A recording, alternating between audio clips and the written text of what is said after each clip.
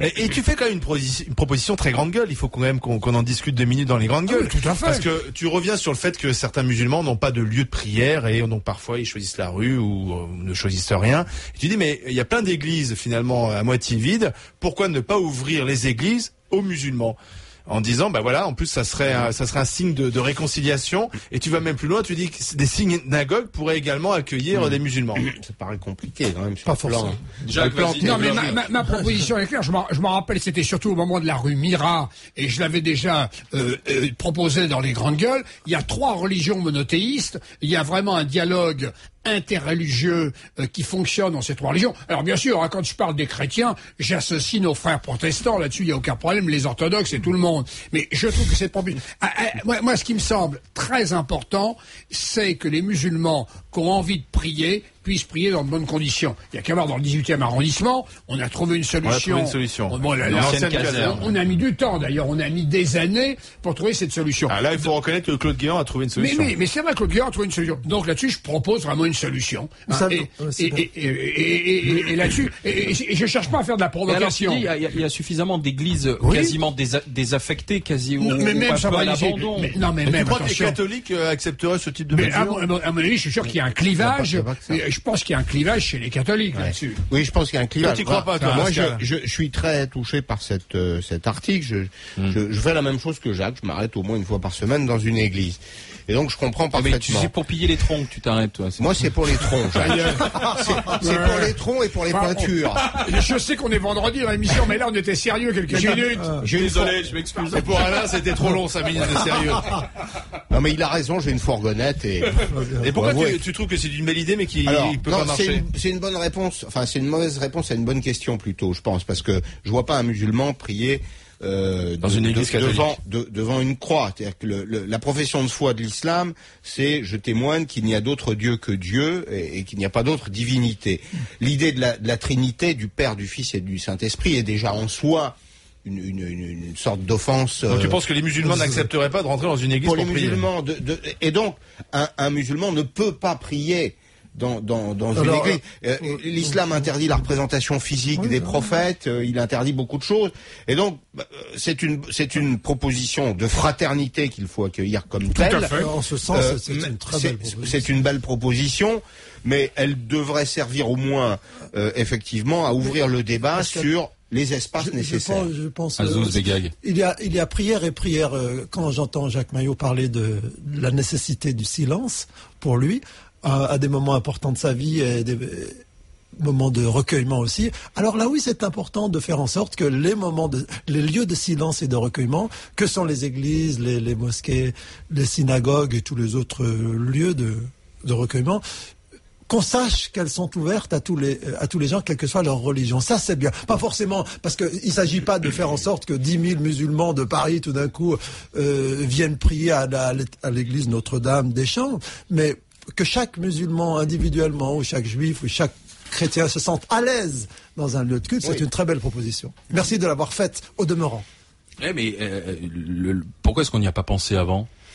Je veux dire, parce qu'on a quand même eu des conflits ouverts, des débats, des récupérations. Dont s'est emparée Marine Le Pen. Il y a toujours un problème de lieu de culte. Et il ne fait d'ailleurs jamais aucune proposition dans un domaine comme dans d'autres.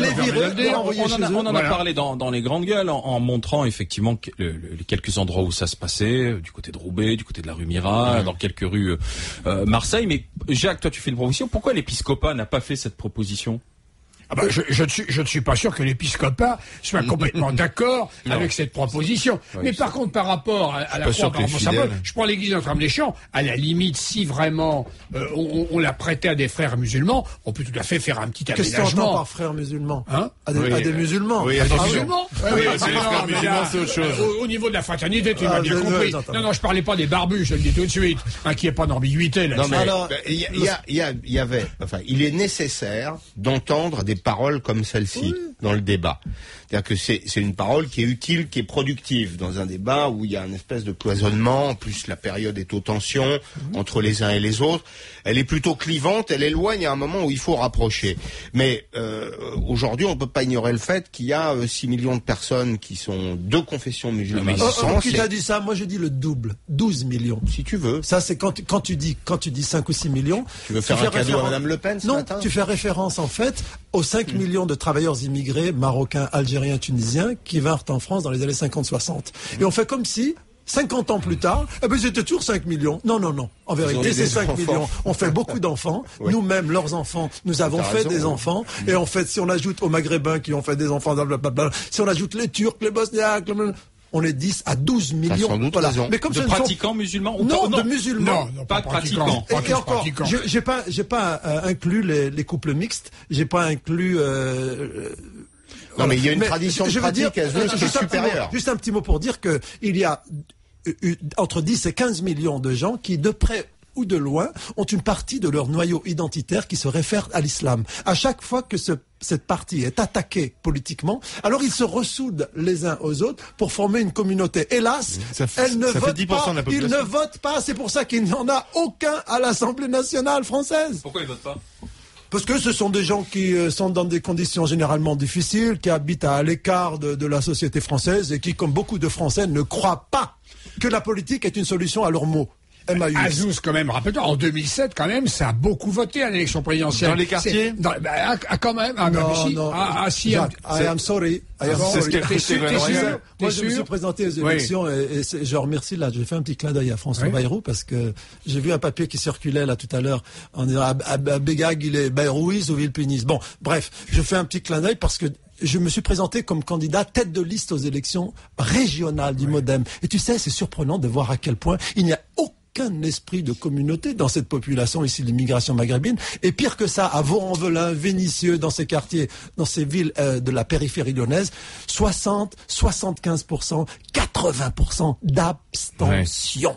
Ils en ont rien à faire de la politique et surtout quand ce sont des choses qu'ils ne comprennent pas comme le conseil régional. Oui, mais le problème c'est que les politiques ont rien à faire d'eux parce que justement les politiques, sachant que de toute manière ils vont pas voter, ils se disent on va pas s'en occuper, c'est pas payant. Oui, mais Azouz, tu viens de dire une chose importante, un conseil régional, ils savent pas à quoi ça sert. Ni ce que c'est. Oui, ni ce que c'est. Donc il y a déjà une démarche d'information et même de pédagogique. Non, mais la droite en France, pour être en phase avec son électorat, n'a jamais tendu la main à ces Français issus de l'immigration, première, deuxième ou troisième génération. Si Sarkozy a tenté de le faire. Sarkozy a été le seul à le faire. Il a parlé d'un islam français. Pratiquement le seul à le faire. La gauche a jusqu'à présent instrumentalisé les jeunes gens des quartiers en leur disant, tu te rappelles de la marche des beurs, oui, bien sûr. Vous allez vous occuper, tu étais à Lyon, vous allez vous occuper des associations, vous nous laissez la politique. On s'en occupe pour vous. Exactement. Hein, et là, vraiment, je crois qu'aux prochaines élections, la gauche doit se réinterroger. Il y a un mouvement Europe Écologie Les Verts qui est un peu neuf là en politique, qui nous envoie des signaux dans cette direction-là. Et que le Parti Socialiste suive aussi, qu'on n'envoie pas des Malek, des Azouz dans des circonscriptions imprenables. Moi, ça m'a un peu choqué que pendant je sais pas si ce qu'on pense Azouz, mais pendant les 3 débats des primaires, il a été très très peu question des quartiers, des banlieues. Moi, je ne sais pas ce que François Hollande compte faire. Il n'en parle jamais. À part Manuel Valls, à qui on a demandé parce qu'il a dit je suis d'origine espagnole. Il y a que Manuel Valls qui en a parlé un peu. J'ai des choses à dire sur la banlieue parce que je suis à Évry. Mais François Hollande n'en a pas parlé. D'ailleurs, surtout qu'il y avait des vraies différences là-dessus entre la France n'est pas seulement la Corée sur ce sujet-là. Et c'est dommage qu'on n'en ait pas parlé. C'était peut-être voulu. Oui, peut-être. Je suis peut-être mis d'accord pour qu'on en parle pas. Juste un petit mot pour dire un petit bonjour au père Christian Delorme, qui à Lyon, mon ami, a créé l'hospitalité d'Abraham. C'est qui ce monsieur? Il était président de l'association du dialogue avec les musulmans. Et dans les années 80, c'est lui qui est le premier à organiser les marches pour l'égalité et contre le racisme, devenu plus tard Marche des Beurs, mais aujourd'hui qui a créé aussi l'hospitalité d'Abraham dans la région de... Flavien qui écrit sur Internet, je sais pas de quelle ville il est, mais qui dit Monsieur Jacques Maillot, j'apprécie votre proposition, mais je suis désolé, je suis en désaccord avec vous. Chacun chez soi. Simplement, aujourd'hui, nous sommes les uns et les autres des pratiquants. Je regrette que les musulmans n'aient peut-être pas suffisamment de lieux de culte, mais c'est au ministère des cultes de s'en occuper. Ce n'est pas aux chrétiens d'ouvrir les portes de leurs églises. Mais justement, ma proposition, c'est au ministère des cultes, et là-dessus, il a raison. Attention, dans un État laïque, est-ce que c'est à l'État de s'en occuper? La laïcité, c'est le respect des convictions de chacun. Oui, mais c'est pas la construction de lieux de culte. Non, mais l'État ne subventionne pas les cultes en France. Excusez-moi, on n'a plus d'argent. Mais attends, on est bien d'accord. On est bien d'accord. Mais là-dessus, il peut y avoir des fondations, il peut y avoir des associations. Absolument. Ça existe. Lorsque, par exemple, la cathédrale d'Évry a été construite, c'était financé par les chrétiens, par les cathos. C'est très bien.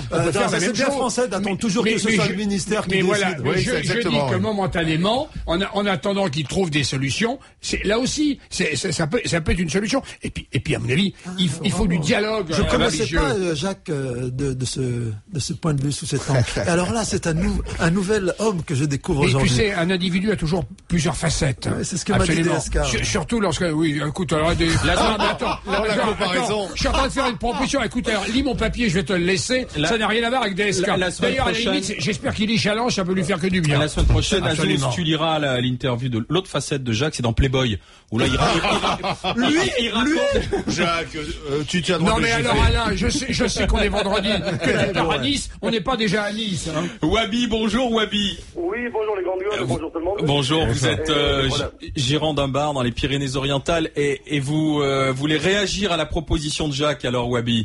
Oui, moi je trouve que c'est une très bonne idée.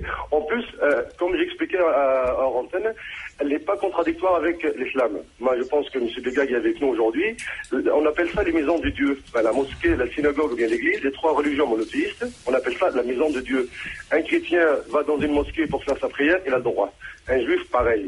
Et un musulman, selon l'islam, il peut aller dans une église, dans une synagogue aussi pour prier ou bien pour prendre refuge. Par contre, il faut présenter les deux d'une certaine manière. Maintenant, on a les radicaux partout. Demain, il y a certains chrétiens, certains juifs, ils vont dire quoi?